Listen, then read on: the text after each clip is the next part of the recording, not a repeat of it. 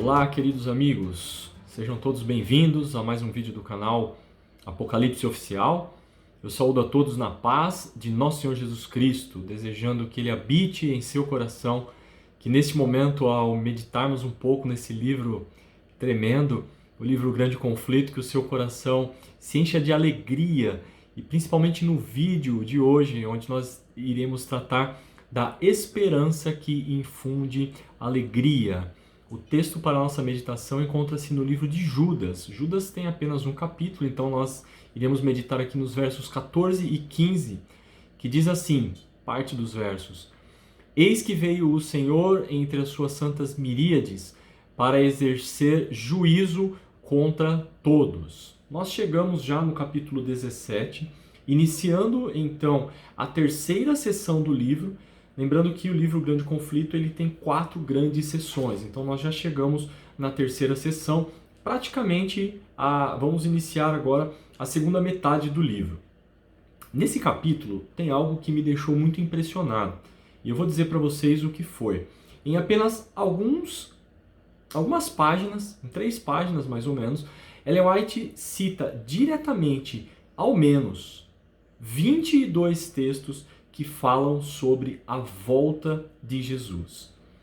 Isso para mim me deixou muito impressionado e é um sinal muito claro e direto da importância do assunto, da volta de Jesus, nesse tema do grande conflito. Não apenas do livro, mas a perspectiva do grande conflito em que nós estamos vivendo. Ellen White, no livro, na página 302 do livro, ela diz assim que a vinda do Senhor tem sido em todos os séculos a esperança de seus verdadeiros seguidores. A volta de Jesus, a vinda do Senhor, portanto, é a concretização da nossa esperança.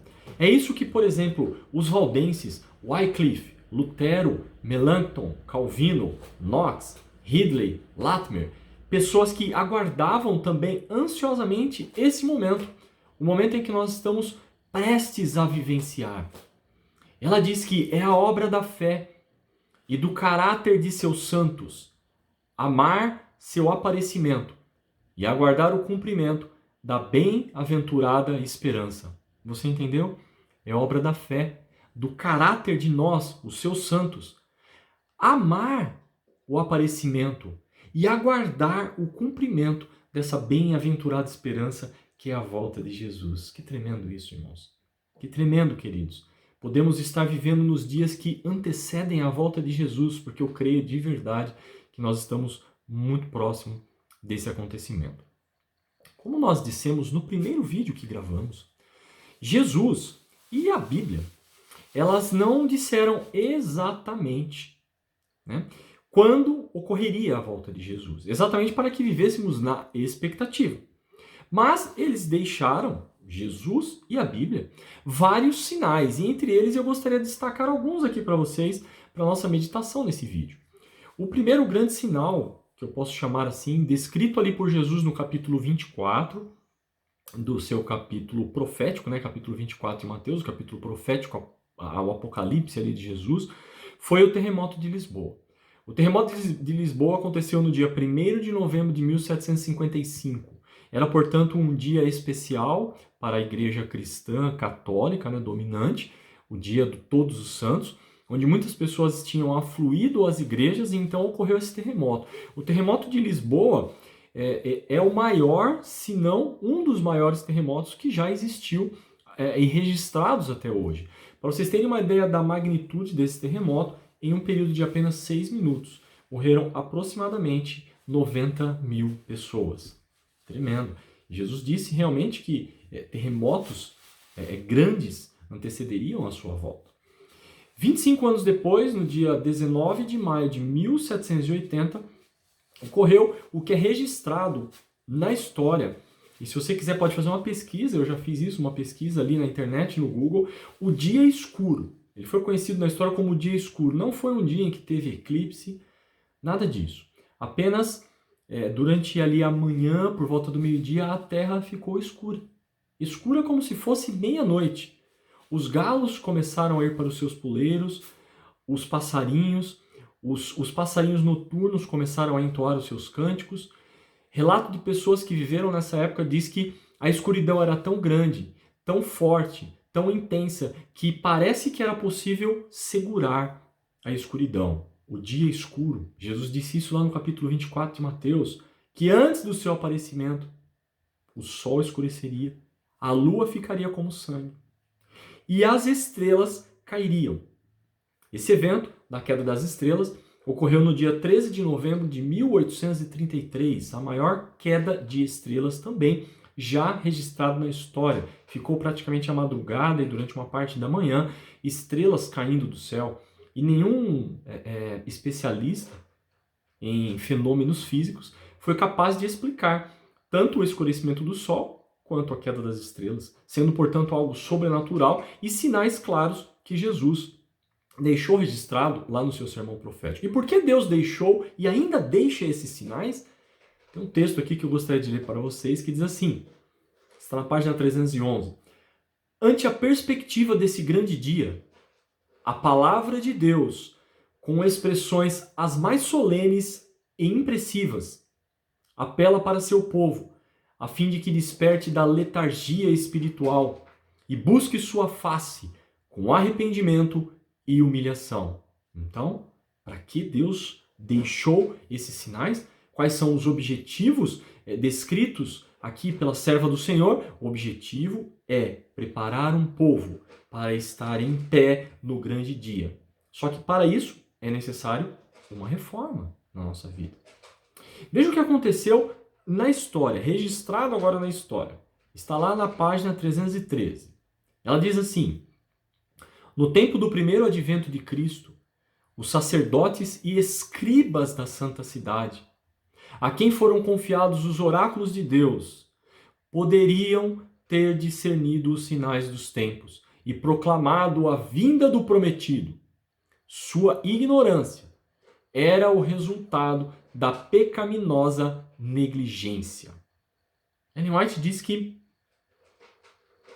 os líderes religiosos, os sacerdotes, os escribas, aqueles que conheciam a Bíblia, tinham total e completa condição de discernir os sinais e saber que a vinda de Cristo, a primeira vinda, estava próxima. Mas eles estavam mais preocupados com as coisas terrenas do que com as coisas do céu. Ellen White, então, ela faz uma declaração tremenda. Ela diz assim: ó, que lição encerra a maravilhosa história de Belém. Quanto ela reprova nossa incredulidade, nosso orgulho e amor próprio. Quanto nos adverte a nos precavermos para que não aconteça que pela nossa criminosa indiferença, olha, ela chama a indiferença de crime, deixemos também de discernir os sinais do tempo e, portanto, não conheçamos o dia de nossa visitação. Queridos, ser indiferente a respeito dos sinais que estão acontecendo, segundo a serva do Senhor, é um crime. Ela diz que é uma criminosa indiferença deixar de discernir o tempo em que nós estamos vivendo.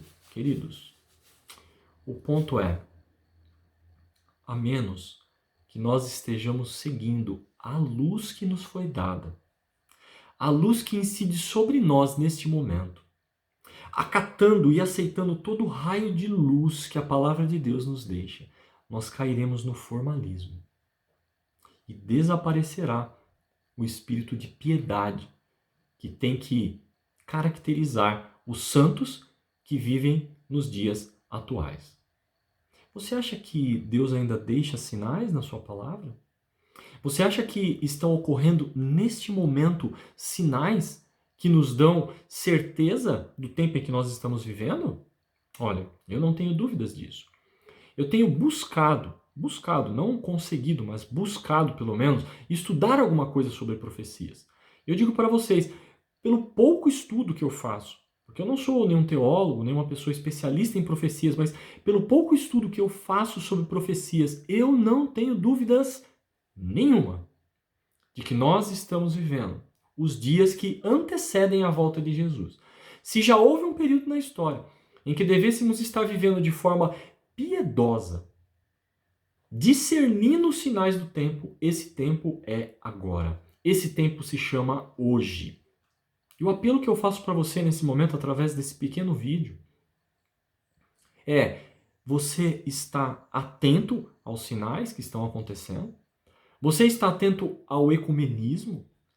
Ao avanço do catolicismo romano, do papado, sobre as pautas importantes? Ou seja, tomando conta das pautas importantes que dominam e absorvem a atenção do mundo todo?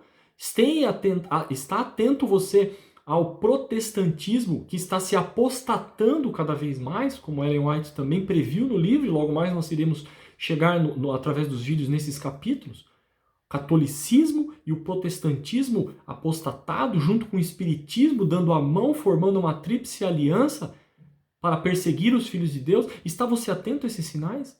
São sinais claros, deixados na profecia, que estão acontecendo, queridos, exatamente no tempo em que nós estamos vivendo. Hoje. Hoje.